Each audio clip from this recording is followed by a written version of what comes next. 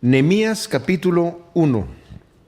Tenemos entre el último versículo, digamos, de Esdras y Nehemías un periodo como de unos 9 años en donde empieza la narración de Nehemías. Aquí nos va a hablar de un rey Artajerjes, pero este Artajerjes es Artajerjes Longímano. Longímano se le conoce por ese nombre en la historia secular, que reinó desde el 465 al 424 antes de Cristo. Era hijo de Jerjes o Artajerjes I, también se le conoce.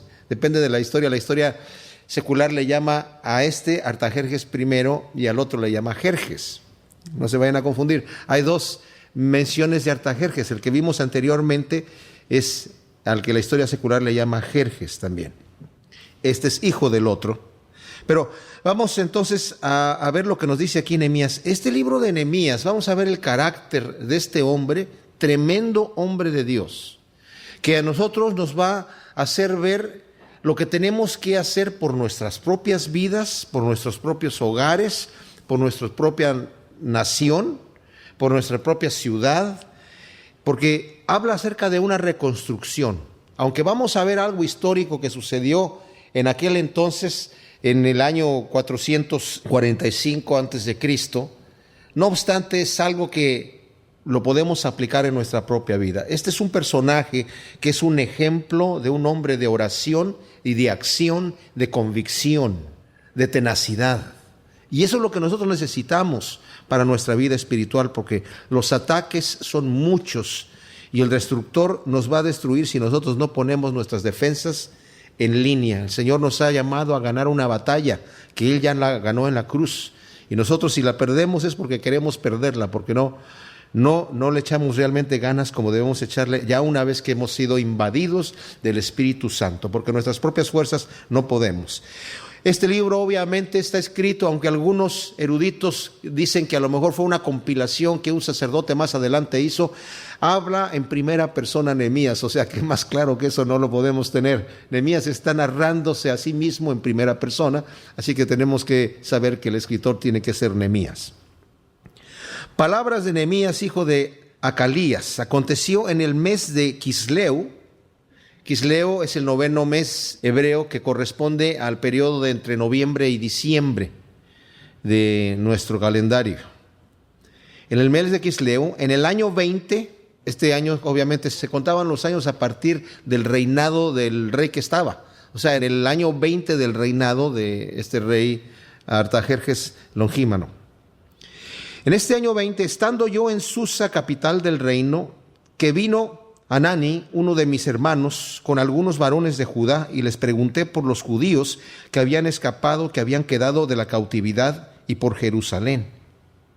Este Hanani es hermano sanguíneo de Nehemías, que obviamente viene de Jerusalén. Nehemías no conocía Jerusalén, no la conoció hasta que después, cuando va a hacer su trabajo de ir a reconstruir los muros. Entonces viene su hermano a darle la noticia. Y me dijeron, su hermano y los que venían con él, el remanente de los que quedaron de la cautividad allí en la provincia están en gran mal y afrenta, y el muro de Jerusalén derribado y sus puertas quemadas a fuego. El historiador Josefo nos dice que lo que estaba sucediendo en aquel entonces era que estaban los muros obviamente derribados, había muchas grietas o brechas por donde la gente podía pasar, no había ninguna protección, y los enemigos de los judíos que habían ya estado allí, estamos hablando aquí de 100 años que ya estaban los judíos allí, desde después de que Ciro los envió, estamos hablando de que estaban 100 años allí sin protección, y los que los rodeaban, que se le llamaban samaritanos, eran enemigos de ellos y los saqueaban en el día, y en la noche nos dice Josefo que secuestraban personas y se encontraban cadáveres en el camino en el día. Entonces era una afrenta terrible. O sea, la situación de los judíos estaban con cero protección y en gran afrenta, como dice aquí. Todo esto obviamente lo escucha Nehemías. Aquí Nehemías nos lo pone en pocas palabras, pero para que entendamos la noticia que le llega a él. Dice, cuando oí estas palabras me senté y lloré e hice duelo por algunos días y ayuné y oré delante del Dios de los cielos. ¿Saben qué interesante y qué importante es? En este momento, él nunca ha ido a Jerusalén, pero de alguna manera hay un apego para todos los judíos, Jerusalén. Ya sea que sean sionistas o no sionistas, ¿verdad? Los sionistas son los que dicen que tienen derecho a estar allí, y los que no son sionistas dicen que no tienen derecho a estar ahí, pero de cualquier manera hay un apego. Tanto así que los judíos que viven en Jerusalén consideran a los que viven, por ejemplo, en Tel Aviv, que no son realmente judíos, porque si no vivirían en Jerusalén. Y sí tiene algo Jerusalén. Yo he ido una sola vez, pero cuando llegué a la ciudad empecé a llorar. Y creo que eso le pasa a casi todos los que llegan por primera vez allí a Jerusalén. De alguna manera, como dice en la Escritura, es el lugar, dice David, que Dios escogió. Tú escogiste a Sión como tu ciudad. Tú quisiste escoger allí para poner en ella tu nombre. Y Nehemías, al escuchar esto, aunque no conoce Jerusalén, dice, cuando oí esto, lloré e hice duelo por algunos días y ayuné y oré delante del Dios de los cielos. Nosotros vemos que el ayuno en la época de la cautividad lo vemos practicado por Daniel, lo vemos practicado también por Esdras, y ahora lo vemos practicado por Nehemías. Que esto quiere decir, es una forma de algún acercamiento a Dios en serio. Quiere decir, Señor, yo estoy buscando tu rostro y necesito que me escuches, que necesito que me prestes atención a mi petición. Ahora vamos a darnos cuenta que el ayuno y la oración de Nehemías va a durar 4 meses. No fue una cosa de que se pasó un ratito nada más. Está orando constantemente y el Señor así trabaja con nosotros. A veces no nos responde inmediatamente. Pero fíjense lo que dice él. Te ruego, oh Jehová, Dios de los cielos, fuerte, grande y temible, que guarde el pacto y la misericordia a los que le aman y guardan sus mandamientos. Es bien importante cuando nosotros oramos a Dios que nos demos cuenta quién es Él. Porque a veces llegamos con nuestra petición así bruscamente, desesperados, y no tenemos ningún tipo de confianza en nuestro corazón porque no hemos examinado quién es Él. Cuando los discípulos empezaron a ser perseguidos al principio, que les dijeron no pueden predicar en ese nombre, y que los azotaron para que no predicaran en ese nombre, después llegaron con los demás discípulos a compartirles lo que había sucedido y oraron y dijeron, Señor, tú, el creador del universo que hiciste los cielos y la tierra y todo lo que en ellos hay, atiende ahora nuestra petición y danos de nuevo para hablar tu palabra. Una vez que de nosotros ya sabemos con quién estamos hablando, el creador del universo que creó los cielos y la tierra y todo cuanto en ellos hay, con el Dios fuerte, grande y temible, pues nuestros problemas se hacen pequeñísimos, ¿verdad? Sabemos que en ese momento el Todopoderoso está escuchando. Dice, y tú eres este Dios que guardas tus mandamientos. Ahora, no hay que recordarle a Dios, Señor, tú prometiste, pero a veces nosotros en nuestras oraciones hacemos eso, ¿verdad? Más bien nos estamos recordando a nosotros las promesas de Dios. Nosotros sí necesitamos escucharlas. El Señor no necesita que se las recordemos, pero nos ayuda a eso.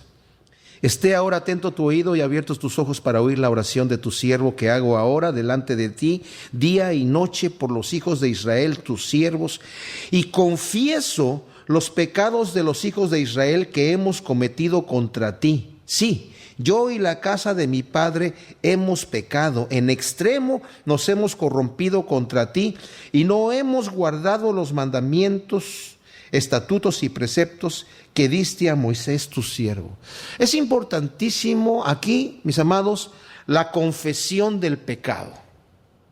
Él está haciendo una confesión, aunque él mismo estaba guardando los mandamientos de Dios. Daniel, por ejemplo, déjenme leerles en el capítulo 9 de Daniel, hace lo mismo. También Esdras confesó los pecados del pueblo y él mismo se incluyó ahí. Y en la confesión de Daniel dice, en el año 1 de Darío, hijo de Asuero, de la nación de los Medos, que vino a ser rey sobre el reino de los caldeos, en el año 1 de su reinado, yo, Daniel, miré atentamente en los libros el número de los años que habló Jehová al profeta Jeremías, que habían de cumplirse. las desolaciones de Jerusalén en 70 años. Y volví mi rostro a Dios el Señor, buscándole en oración, en ruego, en ayuno, cilicio y ceniza. Y oré a Jehová mi Dios e hice confesión, nuevamente la confesión del pecado ahí, diciendo: ahora, Señor Dios grande, digno de ser temido, que guardas el pacto y la misericordia con los que te aman y guardan tus mandamientos, hemos pecado. Hemos cometido iniquidad, hemos hecho impíamente y hemos sido rebeldes y nos hemos apartado de tus mandamientos y de tus ordenanzas. No hemos obedecido a tus siervos los profetas, que en tu nombre hablaron a nuestros reyes y a nuestros príncipes y a nuestros padres y a todo el pueblo en la tierra. Continúa diciendo: tuya es, Señor, la justicia y nuestra la confusión de rostro. Como en el día de hoy lleva todo hombre de Judá, los moradores de Jerusalén, y todo Israel, los de cerca y los de lejos, en todas las tierras a donde los has echado a causa de su rebelión con que se rebelaron contra ti, oh Jehová, nuestra es la confusión de rostro de nuestros reyes, de nuestros príncipes, de nuestros padres, porque contra ti pecamos. Tú, Señor, tuyo es el tener misericordia y perdonar, aunque contra ti hemos pecado y nos hemos rebelado. ¡Qué tremendo! Y ahora, ¿por qué esta confesión, digamos, por qué nos incluimos nosotros? Acabamos de escuchar, según nos dijo Kenny, la situación terrible en la que se encuentra el país. El futuro está negro, ¿verdad? Porque nosotros hemos permitido que se ponga así. ¿Y de nosotros en qué sentido? En que no hemos orado lo suficiente, no hemos sido esa sal de la tierra, no hemos sido esa luz del mundo. Dicen que lo único que se necesita para que triunfe el mal es que el bien no haga nada. No tenemos que hacer nada. Y decimos: pero es que tienen el derecho ellos también. Está bien. Hay gente que dice: no, si yo está bien, si ellos prefieren vivir así, yo no estoy de acuerdo con sus prácticas, pero es su libertad, tiene su derecho. No. Al no hacer nosotros nada al respecto de las situaciones que vienen, somos culpables. Y mis amados, cuando vemos las situaciones así como están, lo que nos corresponde hacer es confesar nuestros pecados delante de Dios y decir: Señor, nosotros hemos pecado. Como dice aquí en el versículo 6, confieso los pecados de los hijos de Israel. Primero está confesando los pecados de los hijos de Israel, que hemos cometido contra ti. Y dice: sí, yo y la casa de mi padre hemos pecado. Cuando no hacemos nada, cuando dejamos que la cosa suceda, estamos pecando delante de Dios. Estamos pecando delante de Dios. Es que no me quiero meter en problemas. Bueno, justamente. A Cristo lo crucificaron por abrir la boca. No les gustó lo que decían. A la gente se incomodaba. ¿Saben qué? El evangelio incomoda, mis amados. Incomoda. El Señor dijo: yo no he venido a traer paz, sino división. ¿A qué se refiere? Él es el príncipe de paz, pero se refiere a que el evangelio causa división porque polariza a la gente. Bueno, entonces necesitamos nosotros aquí aprender, como dijo aquí Nehemías, y escuchar y confesar nuestros pecados. Nosotros tenemos que confesar nuestros pecados con relación a nuestra vida personal, a la condición de nuestra vida personal. ¿Cómo está tu vida con el Señor? ¿Hay muros destruidos? ¿Se ha metido el pecado? ¿Se está colando el pecado por allí? Hay que poner atención con eso. Eso es pecado delante de Dios. ¿Cómo estamos en nuestras familias? ¿Se ha colado el pecado por ahí? ¿Cómo está nuestra ciudad? ¿Cómo está nuestro país? Necesitamos confesar nuestros pecados. Y estos hombres lo hicieron en serio. Tanto Esdras como Daniel y como Nehemías, en cilicio y en ceniza, en ayuno y en buscar el rostro del Señor, llorando, realmente preocupándose. No diciendo: es que yo no participo de esas cosas. Momento. Sí participamos al no hacer nada, absolutamente. Y luego dice: en extremo nos hemos corrompido contra ti y no hemos guardado los mandamientos y estatutos y preceptos que diste a Moisés tu siervo. Acuérdate ahora de la palabra que diste a Moisés tu siervo, diciendo: si vosotros pecareis, yo os dispersaré por los pueblos.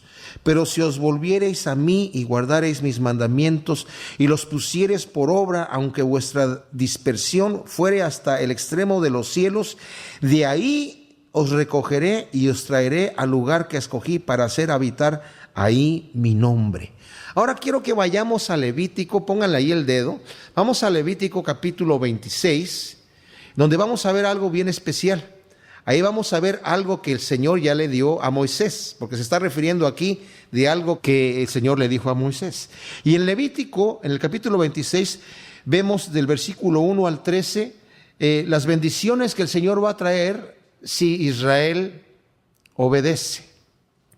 Ahora, la lista de las bendiciones y la lista de las maldiciones es más larga la de las maldiciones, porque el Señor sabe que el pueblo se va a rebelar. Pero fíjense lo que dice aquí en Levítico a partir del capítulo 14, en donde habla de la desobediencia.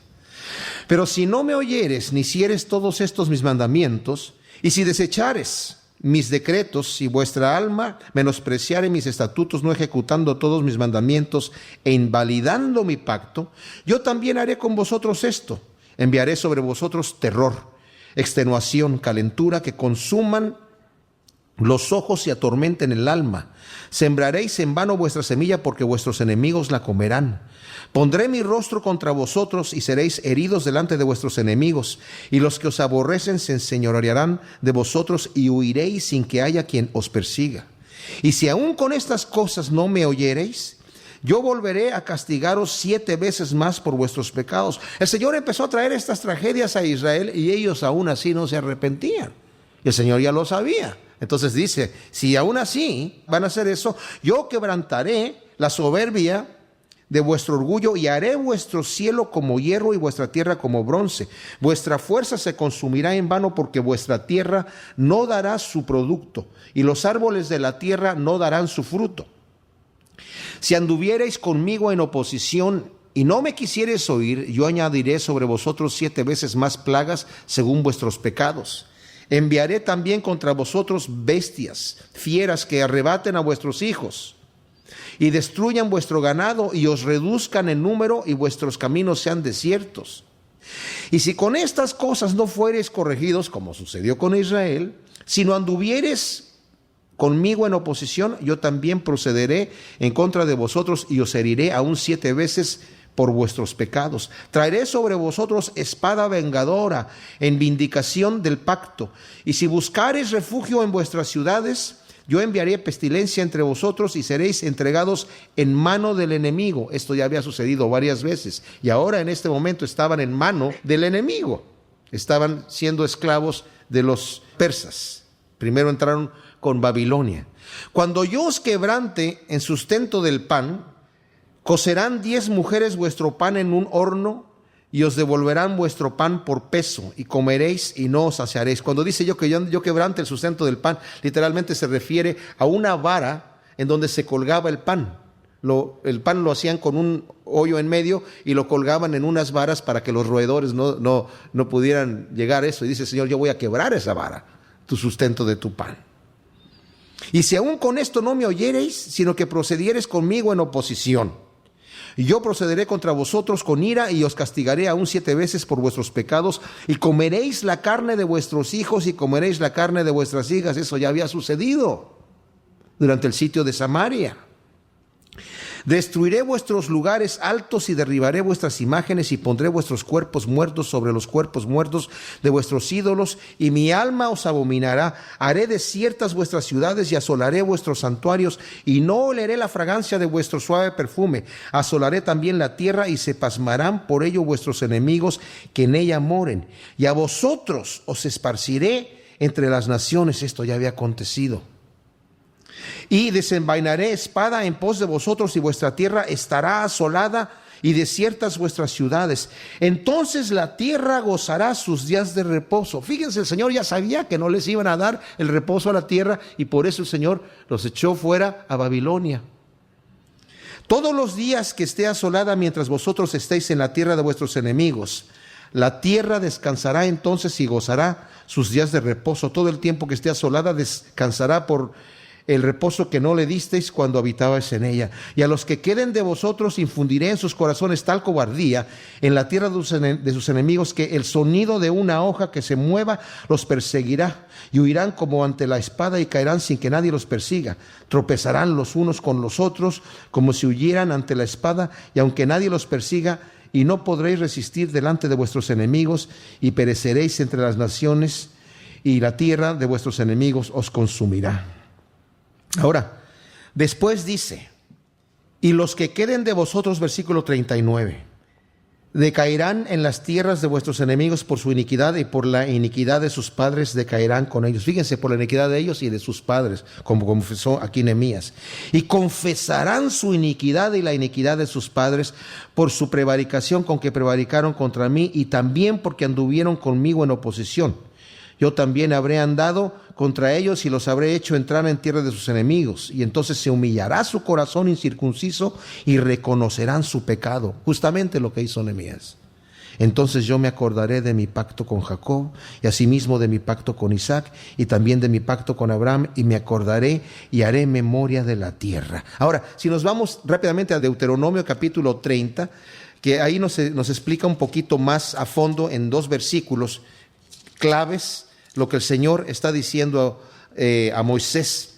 Dice, sucederá, y una vez que ha hablado el Señor de las bendiciones y de las maldiciones que traerá si su pueblo obedece y desobedece, y bueno, obedeció por un tiempo y el Señor lo bendijo, y después desobedeció.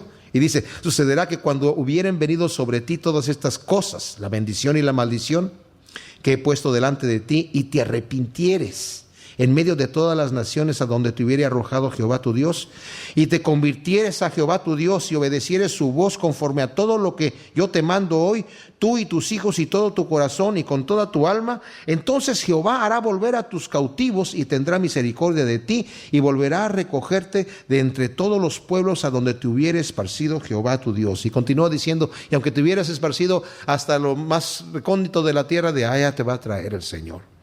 Entonces dice, acuérdate, Señor, de esa promesa que tú hiciste.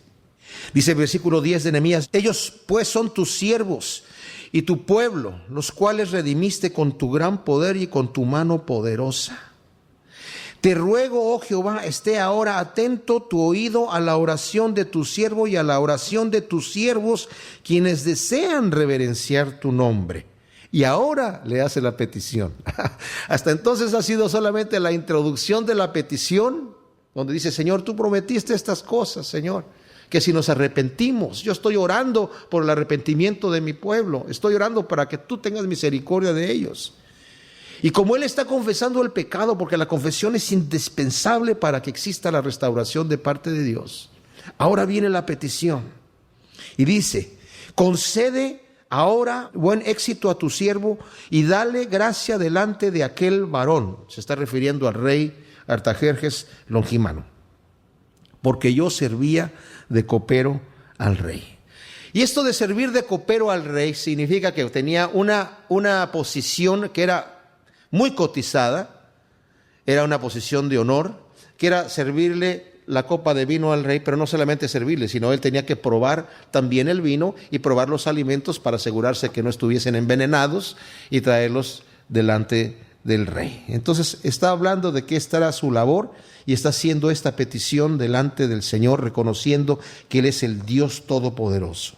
En el capítulo 2 de Nehemías, una vez que Nehemías ha hecho esta oración y que ha estado orando, nos dice aquí, una vez que se ha enterado de la condición tan trágica en la que se encuentra en este momento Jerusalén, ha estado ayunando y orando, haciendo estas peticiones delante del Señor por 4 meses. Podemos imaginarnos el aspecto de Nehemías, bastante delgado, ¿verdad? Y decaído su rostro. Bueno, aquí entramos al capítulo 2, donde nos dice que sucedió en el mes de Nisán, en el año 20 del rey Artajerjes, que estando ya el vino delante de él, tomé el vino y lo serví al rey, y como yo no había estado antes triste en su presencia, me dijo el rey, ¿por qué está triste tu rostro? Pues no estás enfermo. No es esto sino quebranto de corazón, y entonces temí en gran manera. Bueno, aquí estamos hablando del año 445 antes de Cristo. Es interesante, vamos a ver que va a hacer su petición aquí, pero quiero que veamos un detalle antes de entrar a definir lo importante de esta fecha, que es realmente importante. Él está en Susa. Había otro palacio en Babilonia, que era el palacio de invierno. El palacio de Susa era la capital, tenían varias capitales, el gobierno de Persia era un gobierno gigantesco. Entonces había como 3 capitales, una era Babilonia, otra era Susa y tenían otra más. Pero había un palacio de invierno que estaba en Babilonia, que nos podemos imaginar ha de haber sido tremendamente lujosísimo, porque era un palacio que seguramente antes le perteneció a Nabucodonosor, donde están los jardines colgantes de Babilonia, una de las 7 maravillas del antiguo mundo. Pero el detalle es que en este lugar de Susa hay un palacio todavía más lujosísimo, que es el palacio que se nos narra en Esther, del rey Asuero, que es antes, el rey Asuero es el papá de este Artajerjes, que se le conoce también como Jerjes o Artajerjes I, ¿verdad? Entonces, el libro de Esther está, digamos, en un periodo que está como a la mitad del libro de Esdras. En ese periodo de 50 y tantos años que hay un espacio, ahí es en donde son los acontecimientos del libro de Esther, que lo vamos a ver cuando terminemos Nehemías. Pero aquí dice que el rey regresa justamente en Nisán, que Nisán es el primer mes del calendario hebreo, es cuando empieza la primavera. Entonces el rey ya está regresando a su palacio normal y le avisan, ya está el rey aquí, tienes que servir la copa, y llega a servirle la copa. Y dice el rey: ¿por qué está triste tu rostro? ¿Te ves mal? En aquel entonces la gente tenía que verse delante del rey bien. Ustedes se acuerdan de Daniel cuando fue llevado delante de Nabucodonosor. Primero lo entregaron a él y a sus 3 amigos al jefe de los eunucos. Los hicieron eunucos por estar en el palacio. Cuando fueron llevados cautivos, los hicieron eunucos, se lo entregaron al jefe de los eunucos y con la instrucción de que tenía que estarlos alimentando y tenía que de alguna manera estarlos protegiendo y cuidando para que estuviesen robustos, estuviesen bien, muy sanos, y para que se viesen bien delante del rey. Y el rey enviaba de su propia comida, de la comida que era para la mesa del rey, para que les diesen a estas personas que iban a estar delante del rey la carne, el vino y todas las demás otras cosas que tomaba el rey. Ahora Daniel no se quiso contaminar, porque normalmente la carne se las ofrecían a los ídolos. Entonces Daniel en su corazón se siente mal comiéndose una carne que ha sido sacrificada a los ídolos de Babilonia. No mataban el animal así nada más en la carnicería, sino que lo mataban en un sacrificio hacia los ídolos. Y el vino también lo consagraban a sus dioses. Entonces él se sintió mal y dijo: yo no me quiero corromper con esas cosas. Entonces le dijo al jefe de los eunucos: mira, prefiero que nos des a comer legumbres y cereal. Y el jefe de los eunucos dijo: bueno, no, mi vida estaría en peligro. Si el rey los ve flacos y los ve desnutridos, me corta la cabeza. Si ustedes tienen que presentarse robustos, un poco gorditos delante del rey. Entonces Daniel le dijo: mira, danos a comer legumbres por 10 días y agua a beber, y luego ves cómo nos vemos, y si nos vemos mal, pues entonces ya comemos lo que tú nos das. Y dice que a los 10 días se veían más robustos y con el rostro más sano que todos los demás. Entonces le dijo el jefe de los eunucos: muy bien, sigan comiendo legumbres, yo me quedo con la comida de ustedes. Entonces tenían que verse bien delante del rey. El rey buscaba gente de buen parecer y gente inteligente delante de él. Entonces, obviamente que Nehemías era una persona que tenía estos requisitos, y el rey le dice: oye, ¿por qué estás triste tu rostro? No estás enfermo. Esto no es otra cosa que tristeza en el corazón, quebranto. Dice: y entonces temí en gran manera. ¿Por qué? Porque puede haber sido de que tal vez está así tu rostro porque hay un proceso de envenenamiento que está sucediendo. O sea, ¿por qué teme en gran manera? Porque está delante del rey con un rostro triste. Y si ya hay un complot para envenenar al rey, pues obviamente va a estar nervioso, va a estar triste, va a estar con el corazón quebrantado. Ahora, Artajerjes Longímano, sabemos por la historia secular que era un hombre muy calmado, muy tranquilo, muy buena gente.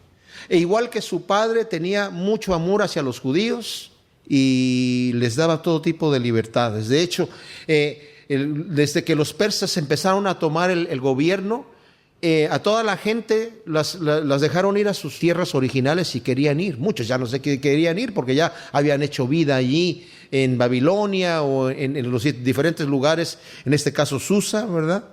Obviamente Nehemías fue uno de los que se quedó atrás, de los que no quiso ir cuando Ciro dio la orden de que se podían ir, y él había ido ya una comitiva con la orden de Ciro, con Zorobabel, después otra con Esdras, y aquí va a ser la tercera que van a ir con Nehemías. Entonces dice, tuve gran temor y dije al rey, para siempre viva el rey. O sea, vive para siempre el rey. Aquí no hay nada, no hay ningún asunto raro. ¿Cómo no va a estar triste mi rostro cuando la ciudad, casa de los sepulcros de mis padres, está desierta y sus puertas consumidas por el fuego?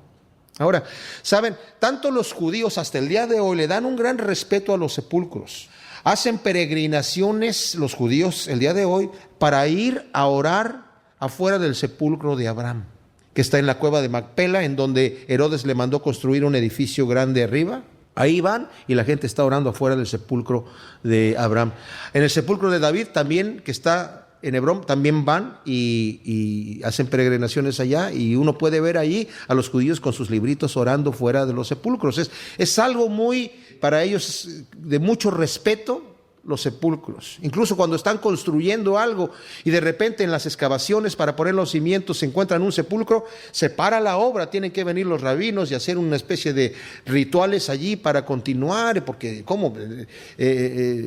Profanaron un sepulcro. Es algo muy grave. Bueno, los persas también tenían este respeto a los sepulcros. Entonces, cuando dice él, la casa de los sepulcros de nuestros padres está allá consumido, está en grave problema, ¿verdad? Y me dijo el rey, ¿qué cosa pides?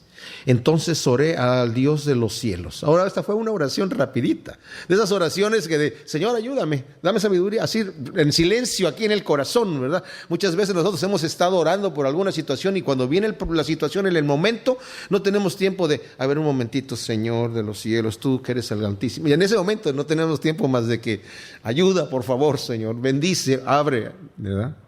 Una oración rapidita. Y le dije al rey, si le place al rey y tu siervo ha hallado gracia delante de ti, envíame a Judá, a la ciudad de los sepulcros de mis padres, y la reedificaré. Entonces el rey me dijo, y la reina estaba sentada junto a él, ¿cuánto durará tu viaje y cuándo volverás? Y agradó al rey enviarme después que yo le señalé tiempo. Además dije al rey, si le place al rey, que se me den cartas para los gobernadores al otro lado del río, para que me franqueen el paso hasta que llegue a Judá, y la carta para Asaf, guarda del bosque del rey, para que me dé madera para enmaderar las puertas del palacio de la casa y para el muro de la ciudad y la casa en la que yo estaré.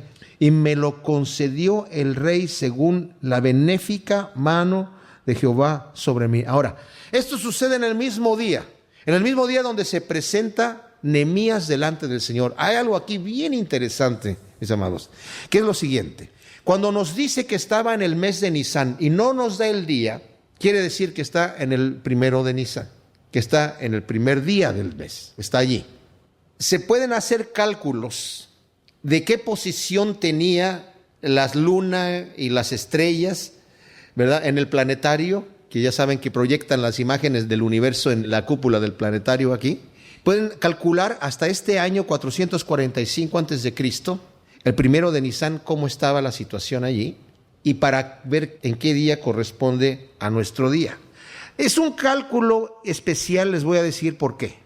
Sabemos que nuestra Pascua, nosotros la calculamos después de Año Nuevo, después de 3 lunas llenas, el siguiente domingo es el domingo de Pascua, para nuestro calendario, nuestra costumbre. Pero para los judíos es en el solsticio de invierno. Algunos le llaman equinoccio de invierno, pero no existe tal equinoccio de invierno, porque el equinoccio es cuando la tierra y el sol están en tal alineamiento que el día y la noche son iguales, casi iguales. No llegan a ser exactamente iguales, pero casi tienen exactamente la misma duración. Y cuando están en la posición opuesta, que obviamente es en el hemisferio norte es del 20 al 23 de diciembre y el hemisferio sur del 20 al 23 de junio. Entonces el solsticio de invierno viene a ser del 20 al 23 de diciembre. Cuando esto sucede, de allí los judíos cuentan 3 lunas nuevas y ahí es la Pascua. Lunas llenas. El detalle es que a veces por la situación de la luna, a veces va a caer en diciembre, a veces va a caer en otro mes, y por eso es que a veces hay un mes que se desfasa la situación y no podemos atinar exactamente en los calendarios que estén exactamente iguales, porque nosotros tenemos 365 días, en realidad es 365 un cuarto, pero no, nosotros nada más contamos 365 al año, y luego en el año bisiesto, como este año, nos toca un día más en febrero. Pero ellos se van rigiendo por el calendario lunar, así que recorren de repente, se recorren un mes. Bueno, haciendo este cálculo, algunos fueron ya al planetario para ver qué fecha era cuando sucede esta declaración, este permiso de parte de Artajerjes para reconstruir las murallas y Jerusalén también, y es el 14 de marzo de 445 antes de Cristo. Ahora, bien especial que en el libro de Daniel, en el capítulo 9, donde estábamos justamente, hay una profecía que se le llama la de las 70 semanas. Y si leemos, por ejemplo, el versículo, esto es interesantísimo, el versículo 24, dice, el arcángel Gabriel se le presenta a Daniel que estaba orando, tal vez también estaba intercediendo por su pueblo, pero viene Gabriel también a darle esta visión. Y le dice, 70 semanas están determinadas sobre tu pueblo y sobre tu santa ciudad para terminar la prevaricación y poner fin al pecado y expiar la iniquidad, para traer la justicia perdurable y sellar la visión y la profecía y ungir al santo de los santos. Sabe pues y entiende que desde la salida de la orden para restaurar y edificar a Jerusalén, que este fue el 14 de marzo de 445, cuando salió la orden de restaurar Jerusalén, por Artajerjes, hasta el Mesías príncipe, hasta cuando llega el Señor siendo nombrado rey, habrá 7 semanas y 72 semanas y se volverá a edificar la plaza y el muro en tiempos angustiosos.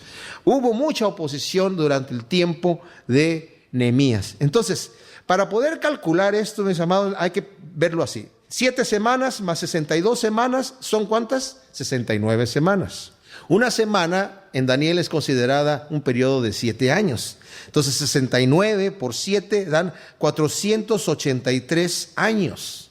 Pero para poder hacer el cálculo correcto tenemos que calcular el año de 360 días, que es el cálculo del año hebreo, y nos dan 173.880 días.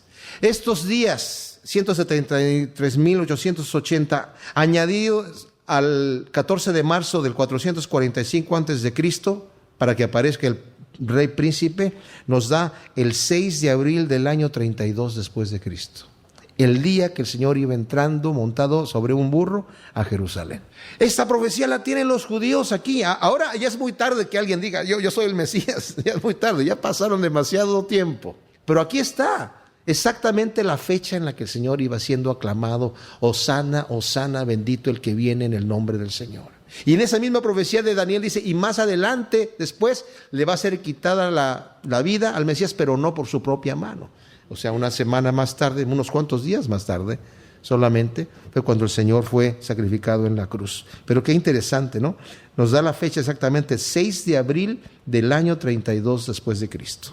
Entonces, vemos aquí, y continúa diciendo, vine luego, dice el versículo 9, a los gobernadores del otro lado del río, y les di las cartas del rey, y el rey envió conmigo capitanes del ejército y gente de a caballo.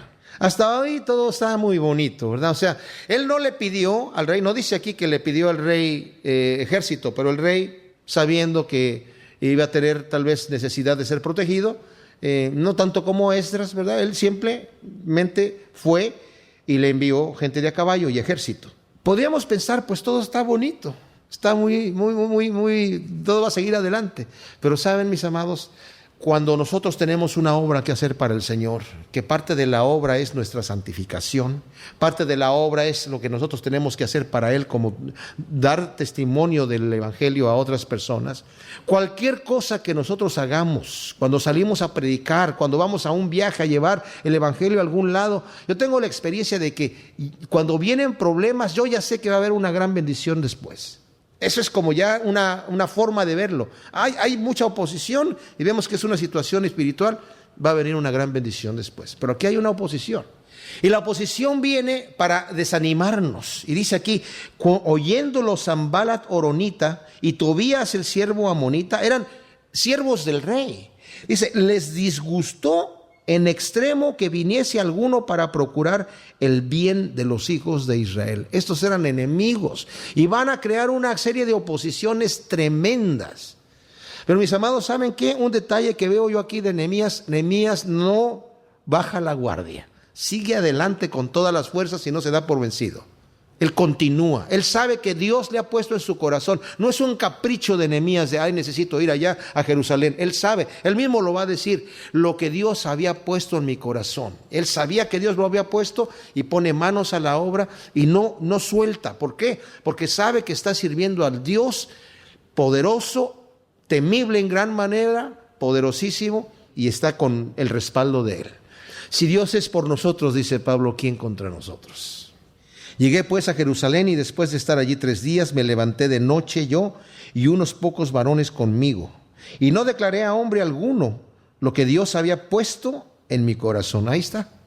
Dios lo puso en mi corazón. No me lo inventé yo, no fue un capricho personal. Dios lo puso en mi corazón que hiciese en Jerusalén.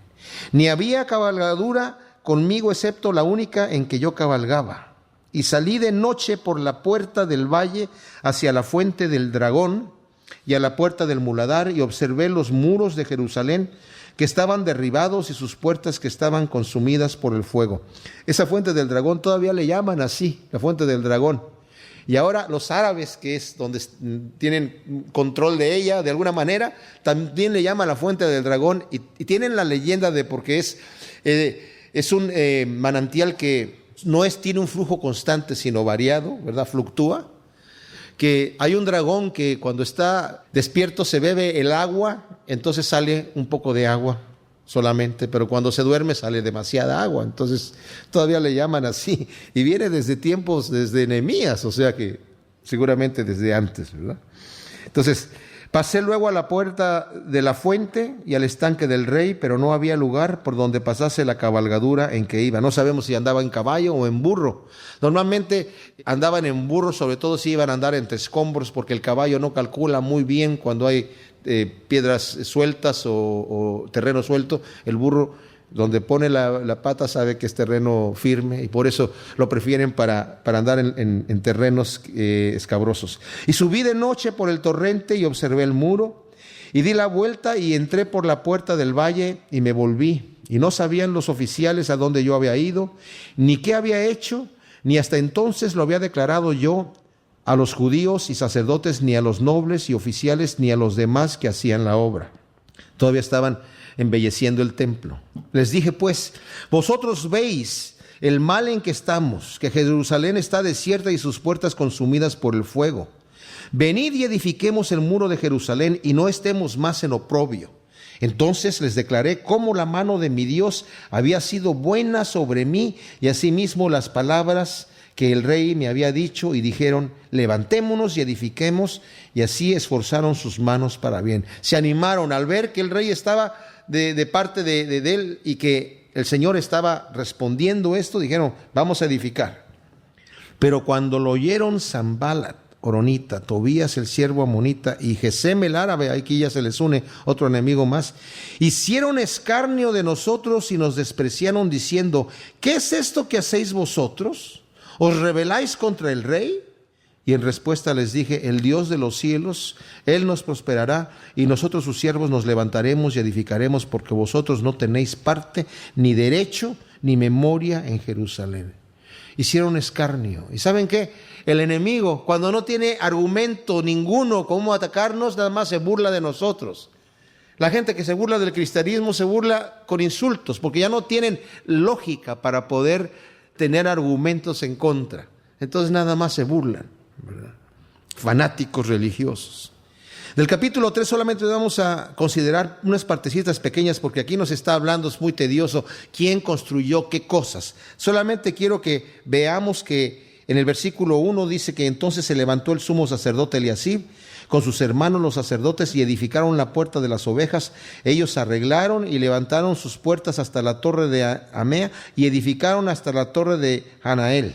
Consagran la obra que están haciendo delante del Señor, que eso es importante. En el versículo 5 vemos este detalle que aunque dice que está hablando de algunas personas que han construido, dice inmediato a ellos restauraron los tecoitas, pero sus grandes o sus jefes no se prestaron para ayudar a la obra de su Señor. Wow. Hubo gente que se creía muy importante y no empezaron a edificar. El mismo Nehemías sí edifica, él mismo con sus propias manos. En el versículo 10, el 20, el 28 al 30, solamente dice que la gente estaba edificando frente a sus casas, que fue una buena táctica. O sea, todo el mundo se empezó a edificar a la misma vez, cada persona en diferentes partes, y sobre todo los que estaban con sus casas allí enfrente, edificaban la parte que les correspondía. Bueno, era para beneficio propio también. Y en el versículo 12 nos dice que hasta un hombre ahí, junto a ellos restauró Saulum, hijo de Aloes, gobernador de la mitad de la región de Jerusalén, él con sus hijas, que no era una labor para las mujeres, ahí tenía las hijas trabajando, y va a ser una labor que el Señor la va a bendecir. Van a terminar de construir en 51 días todo el muro, que era una cosa tremenda, era una labor tremenda, pero como la gente tenía ánimo para trabajar, el Señor los prosperó. Mis amados, el Señor quiere prosperarnos en nuestras vidas personales, en todo lo que hacemos nosotros, si nosotros tenemos el ánimo de poner manos a la obra. Padre, te damos gracias por tu palabra y te pedimos que nos ayudes a ver este gran ejemplo de Nehemías, Señor, e imitarlo. Señor, estamos sirviendo al Rey de Reyes y Señor de Señores, al Dios Todopoderoso. Sabemos y confiamos en ti, Señor, que tú llevarás la obra de cada uno hasta el final. Te pedimos por nuestras vidas personales, por nuestras familias, nuestras casas, por nuestras ciudades, Señor, por esta ciudad de San Marcos, por este país. Te pedimos, Señor, por el mundo que se pierde, que tú levantes siervos, así como Nehemías, Señor, que aparte de orar, pongan manos a la obra. En nombre de Cristo Jesús. Amén.